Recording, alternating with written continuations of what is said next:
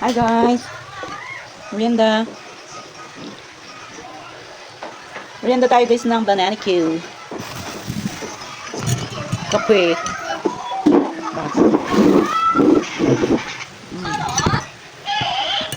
Ito na yung cravings natin guys kanina. Yan ang daming asukal. Grabe si nanay magluto. Daming asukal.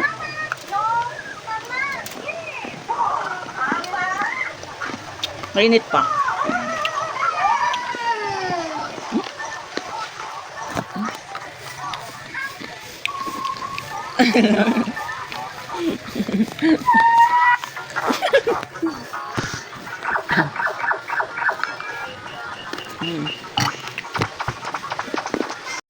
Luto na guys. Luto na yung banana ko ni nanay.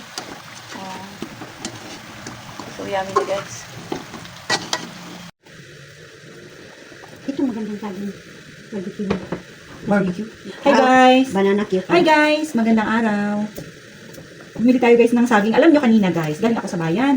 Tapos guys, dumaan ako doon sa may, sabi ko parang nagugutom ako. Dumaan ako doon sa may bilihan ng bibili sana ako ng tinapay. Kaya lang, parang guys, nanawa ako sa tinapay. Tapos, nadaanan ko yung may mga banana Q, kabuti Q, ganun, mga QQ.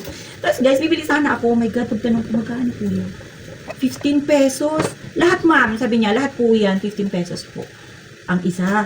Guys, parang mahal. Sabi ko, mahal naman. Niluluto lang namin yun ng nanay. Kaya ang ginawa ko guys, mahirap nga pala yung saging. Mahirap ang saging ngayon guys, yung sa talipapa. Kaya, ikot-ikot pa ako guys. Sakto nga doon. Yung, sabi ko nga, yung may mga saging nakaraan, pupunan ko pagbibilan ko siya guys ng saging. Ubus na. At singo talaga, nag-ikot-ikot pa ako. At yun guys, kay isa-isang tindahan na nabilan ko ng saging ng sabak. Ayan. Medyo magaganda. Ganito guys, oh. Yung ganitong klase ng sabak. O look po, diba? Magagandang klase. Yan, nakabili pa rin ako guys. Alam niyo kung magkano? Tatlo, 5. O, diba? Kung hahatiin pa namin yan ni nanay. Magkano lang? 5 piso lang tapos 15 pesos siya.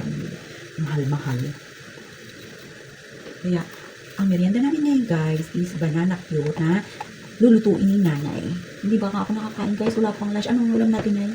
Ano pa? Miswa na nilagyan ng kanin. Miswa na nilagyan ng corning. Wala pa ako kakaligo guys. Pagluto pa ako ng barbecue. Patulog ko kasi sabi ko maligo. Kung ba yun, may nagapamito? Tagal na guys. Kala ko tulog eh. Paano? Dahan-dahan akong umalis. Kaya pag maramdaman niya, agad-agad nagabangon ka unong sa yung mga bukton. Braso. Agad-agad raw guys. Agad-agad raw. Ay my God, yan na nga. Sabi na.